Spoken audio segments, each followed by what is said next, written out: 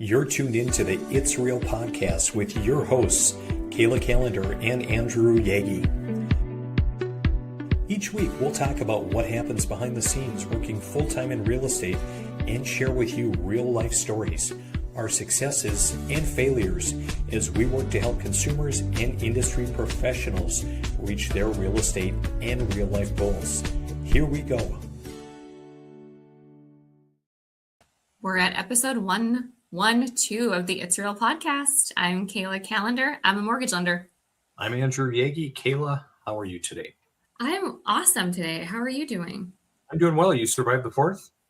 Yeah, wild, busy, crazy. Well, when it's nice weather, our lake was packed. How about you guys?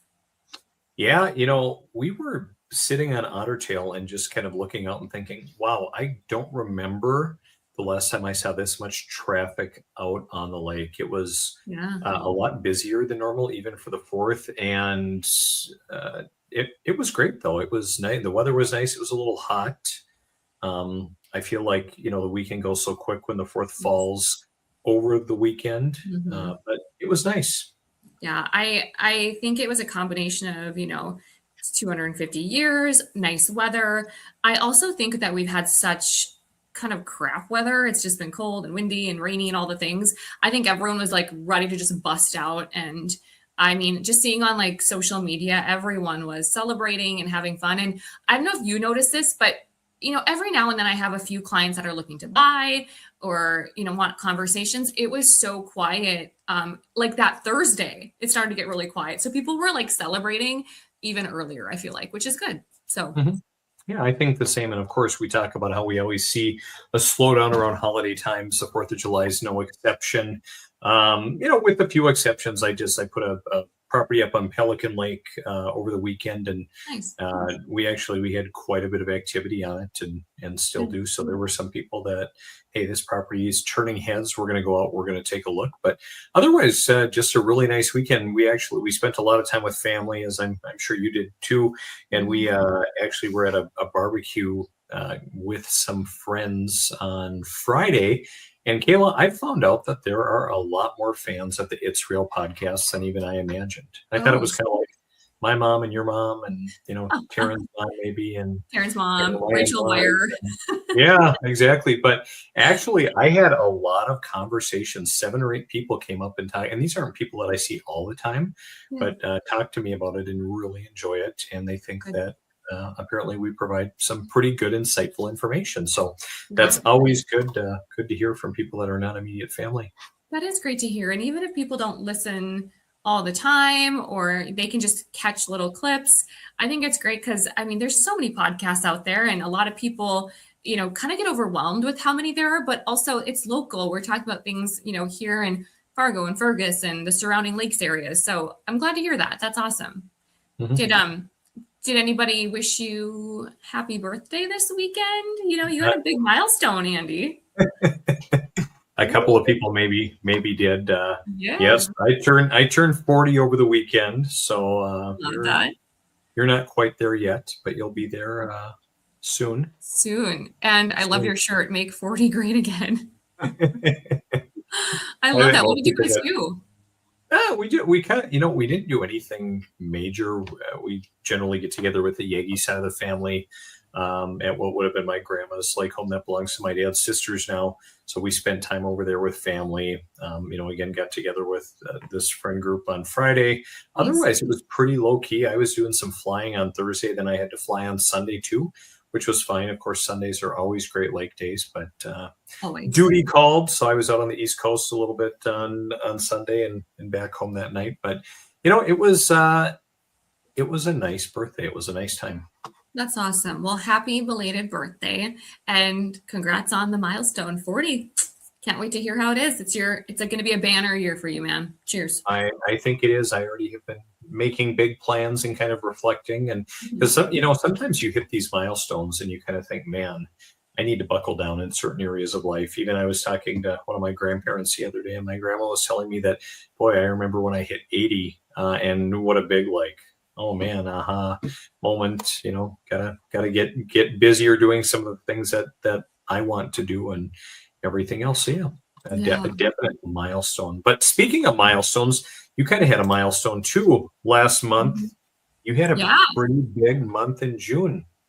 Yeah, we had a great month. I think it's tough to, get a lead. Then you have to get someone pre-approved. And then they have to find the house. And then the house offer has to be accepted. And then you have to get through inspection. And then so there's all of these things that go in before that, you know, aren't always showcased, and the time, the energy. And so we were able to help 18 families. And one of the things that we did is just kind of documented like how many did we help, what kind of people, some were refis. I had 6 repeat clients, and that's so fun. Those are Mhm. people that they know how you work, they've trusted you, you've proven yourself, and it's so fun to see people through milestones. Whether it's having kids, getting married, getting divorced, remarrying, all the things. So that's fun. But yeah, we had a great month, and July is a little bit slower, but we've seen a little bit of a decrease in applications, and that's okay. But overall, really great month for us. So Yeah, good for you. That's something to be proud of. I know you're crushing it. I know you're serving people well. I know you're working with someone I sent your way, and I know they're yes, really happy with you. And so it's going to be fun for us to do a deal, together again too. yeah, and it's fun when I'll ask someone, "How was your experience getting pre-qualified?"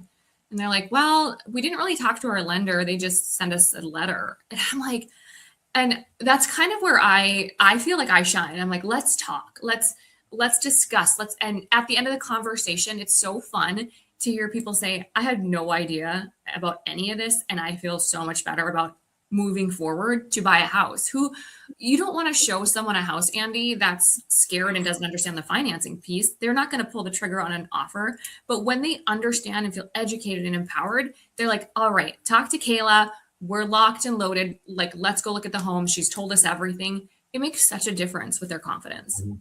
Oh, that was the exact case, like with the particular individuals I sent your way. As we had talked, and I, much like you, I have a pretty solid process or pretty in-depth process, because when we get out there looking at homes, I want you to find a home in 5 or fewer showings. It doesn't always happen, but hey, if Yeah. we're really good about our process, usually it does. And in this case, they had talked with a couple of other lenders. So, oh, sure, we'll give you a pre-approval letter, but they're like, wait, we don't know what's going on. We have no idea how this works, how much cash we really have to bring. They just said, oh, here's a letter. We'll give it to you later. And ironically, it was during the time we were up at the Hatch Summit together. And so of course, you were top of mind since I sat by you a little bit of the time.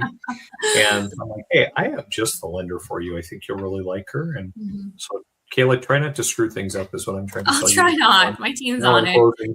It's already to underwriting. We're fine. But thank you for that, because I think that a lot of people think pre-approval is just a letter, and it's so much more than that. And I had a realtor last week. He wrote an offer for a client, and I had never spoken to them. We have never pulled credit, reviewed anything. And they're like, hey, we're writing an offer. And I'm like, I haven't even talked to them. And they wrote the offer, and they lost out because they didn't have a letter. But to me, it's like, I wanted to say to this realtor, you had a consultation with them, right? And they would respond back, yes, I did. Why is it that people don't think that they need to have a consultation with their mortgage lender? Like, why is that? Like, that's something I'm big on. We don't even really take an application until we talk. We had one come through the other day, and we redid the file 3 times because they wouldn't hop on a call. So we were assuming, oh, they want to put X amount down. Oh, they want to do a VA loan. Oh, no, they can't do a VA loan. Oh, and there's so many different factors that go into it. So my point is, always have a consultation. Like, make the time to talk to a lender, because we're shooting from the hip otherwise. Yep, exactly. I'll get off my soapbox. All right, very good. I'll let you get back on it momentarily, but maybe more in terms of talking about rate paralysis, because you talked, just a few moments ago, Kayla, about how the market has been a little bit slower. You guys are seeing maybe a little bit of a slower July, and I've talked to Yeah. other lenders. I think I've alluded to in the past that hey, first quarter was great, and then it's been a little bit slow. Talk about rate paralysis and what it's You know, doing to consumer sentiment. I think that, as a lender and as a realtor, when you slow down, you panic. When you're busy, you panic, you're stressed. Like, there's always stressors, right? But we've been so busy with applications that we saw a slowdown and we are like, wait, what's happening? Is it us? Was I not prospecting? Was I not following up? But in reality, when I talk to all of my friends that are lenders in the nation, everyone felt the same thing. One, time of year, around the 4th of July, it automatically slows down. That is summer, that happens. But what this article talks about is that there's a lot of paralysis because of rates. A lot of people are still saying, well, I'm going to wait for rates to drop. I'm going to wait. And those people are sticking to it. And we've seen that with applications. So a lot of people, I want to read this piece here. It says, mortgage application volume fell for the second time in 3 weeks because borrowing costs remained lodged in a tight range, offering neither buyers nor homeowners looking to refi a compelling reason to act. Same with refis. There's not a lot of movement. Back in January and March, we saw rates dip to, I saw kind of that low 6s, high 5s. And people were saying, I'm going to wait. Rates are going to drop, and they didn't. So now they're really saying, okay, I'm really going to wait. And so at the end of the day, we are seeing some response of people just being paralyzed. And that's just a pattern that, happens. And those people that are sitting, at some point, they're going to have this pent up energy. It's not just about the rate anymore. It's about the backyard for their dog and their kids. It's about neighborhood. It's about owning something. So right now, Andy, I think we're going to see this slowdown, and then that pent up energy is going to come out and people are going to be like, okay, I'm moving forward. So that's what I'm seeing. And that's what this article talks about as well. Yeah, I think that's accurate. One thing that I'm noticing a lot, well, a couple of things. I was talking to someone who I've known for quite a number of years who just got into mortgage within the last month. And it just talked about, wow, there's so much to learn. This is kind of crazy. Hey, the market seems to be a little bit slower. They are actually doing a lot with HELOCs, which I'm sure others are as well, letting people tap into their equity for improvements or even pursuing another property. So really interesting just to hear that as well. But the one thing that I am really seeing this year, Kayla, emotion, a lot of emotion. Probably more than I have, in recent history, just people that are frustrated with, hey, my home's not selling, people that are frustrated because, hey, we can't put this deal together, frustrated because, hey, the lender isn't telling us what we want to hear. I had a group that I was visiting with recently about a more unique property, and, we talked in depth about it. They have a vision for what this property should be worth, which its current use doesn't exactly equate to that. We talked about marketing, messaging, and how we can find that needle in a haystack buyer. But at the end of the day, I'm here to advocate for my clients and those that want to work for me, Kayla. But I'm not going to just side with them and tell them what they want to hear. I'm going to tell people the realities of the market. And unfortunately, there are a lot of people that don't want to hear that. And would rather tell you that, hey, you're being negative, you're not effective, you're not the right one for us, which is fine. Go find your people. But I'm still often struck, even though I've been around a while now, the emotion. Yeah, I see it too, Andy. I think there's I see that just this week, I had a couple people, I asked them, what are you thinking your budget would be for a monthly payment? I had one person say $1,000 and I had another person say $1,200. And right away, I nip that and I say, hey, just so you know, this is kind of the price you're looking in. And they're like, what? Are you kidding me? And so I think that there's more of an expectation of I need to be able to afford more. Just because I can afford a $2,000 rent payment, it doesn't mean that you're going to get qualified for that either. But I'm seeing it a lot too, Andy, is why am I not approved for more? A lot of people have lower credit scores. We just had a client that she had to put 10% down. Her score was so low, combined with her lack of assets, combined with her job changes. She had multiple job changes. At the end of the day, we're like, you have to put 10% down with this combination of score and assets. She was upset. She's like, I know I'm a first-time buyer. I know that I can get a better deal. And we said, we encourage you then to talk to someone else, but this is what we can do. And we follow Fannie, Freddie, North Dakota housing rules. Sure. But that's something we see too, is, it's a combination of what the client, their whole entire collateral capacity, credit. If it doesn't look good on paper, you're going to have to sacrifice, and people don't like that. And so they decide to continue to rent. People want to hear what they want to hear. And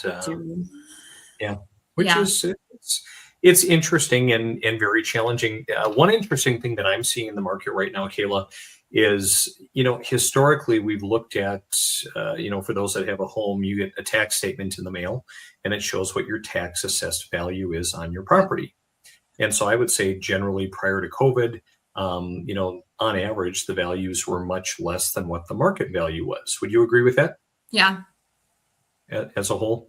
Yeah. And, I saw it especially in the lakes area, where all of a sudden the counties, and I think across the board, are trying to get those assessed value up closer to what the actual market value of the house is. Mhm. And I think this is the first year that I've now seen several properties that we've either put on the market or we've worked with a buyer on, or that we've talked about listing, where the true value of the property is actually less than what the county assessed value is. Mm. So I think the county has been a little overzealous out kicking their coverage a little bit. Yeah. As I look, and even for us that work in real estate every day, and as we're looking and we're trying to find comparables, like it's kind of a nagging, a piece that nags at me in the back of my mind, like, boy, am I pricing this house right? Yeah. Am I putting enough value? Because of course we want to get people as much money as possible, but equally we can't overprice it. Even I saw a piece of Lakeshore. I gave a group evaluation market analysis 2 years ago, and there were some really great comps. Well, all of a sudden there aren't very many great comps because last year was a slower year. This year's a slow year too.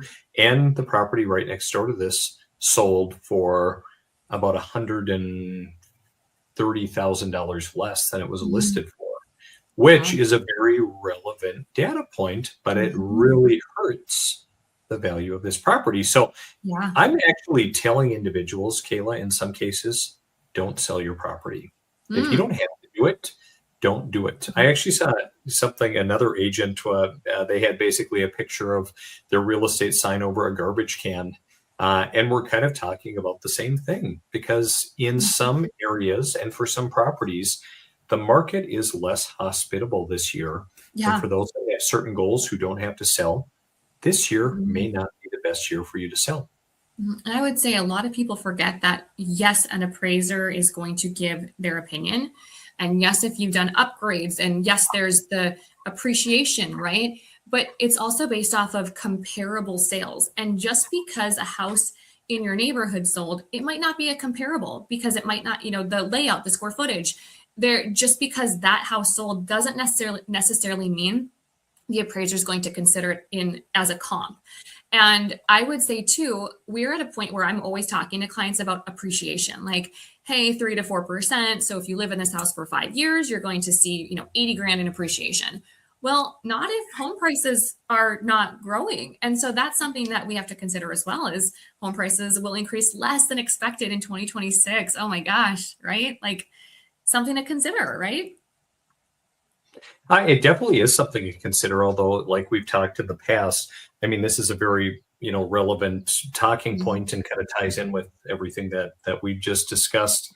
But still, home ownership, between that, and I was just sharing this with someone over the 4th as well, that the biggest way for someone to achieve wealth in our country on average is participating in a retirement program at work that has a match and buying a home.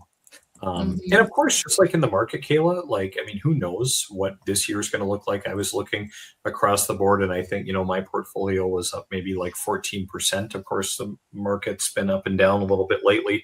And of course, when we look at articles like this, where it talks about home prices going to increase less, and now what did it say, Kayla? The forecast now predicts existing home sales will rise just 1.2%.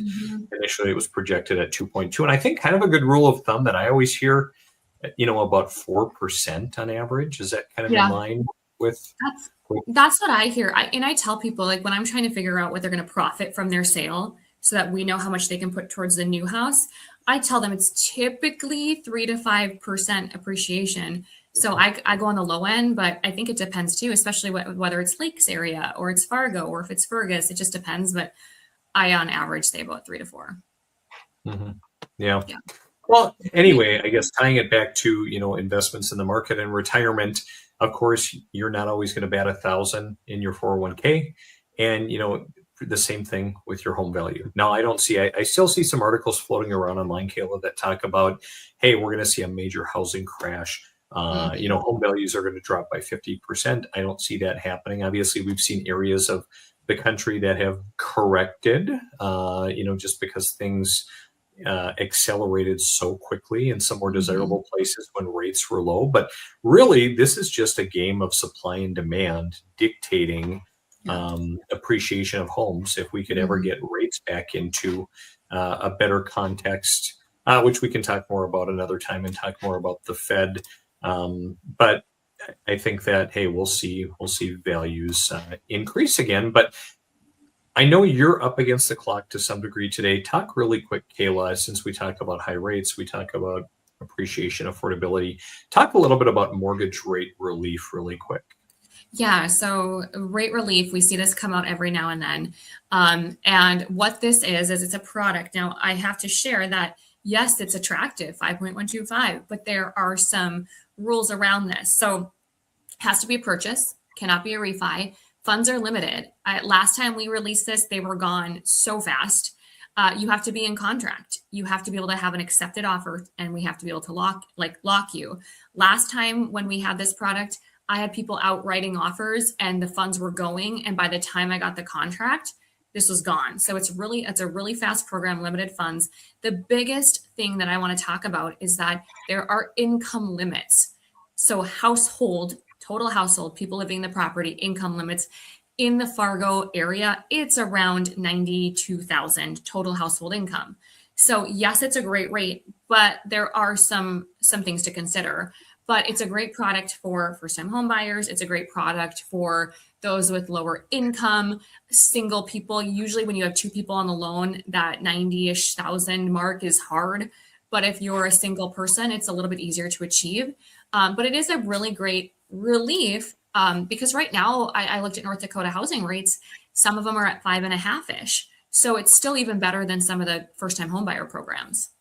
And then just in mortgage rates today on average. Back up with oil prices. So seeing around 6.6 is the national 30-year fixed average. So again, when we saw January 9th happen, we saw March, we saw it, everyone, I remember seeing posts that said rates are 5.99 for a day. So we're up, 0.6% from their lowest point this year. Right on. But when you do the math, Andy, and I did this yesterday for a realtor, she said, hey, what does this 5 1/8 do for our clients? It was a $90 difference per month compared to what they can get. So as you can tell, I'm very cautious with saying, oh, this is the best rate ever. We just have to be honest with our people that it's not a huge shift. It is lower, but there's just some hurdles that you have to jump through to get there. Right on. Well, Kayla, that's a wrap for today because I know you got to get going. You're trying to. We'll talk about where you're going next week. We'll talk about all of the insight and things you've learned. But thanks for connecting as always, and I hope you have a great time at your conference. Thank you. I will. We'll talk soon. See you, Kayla. Bye.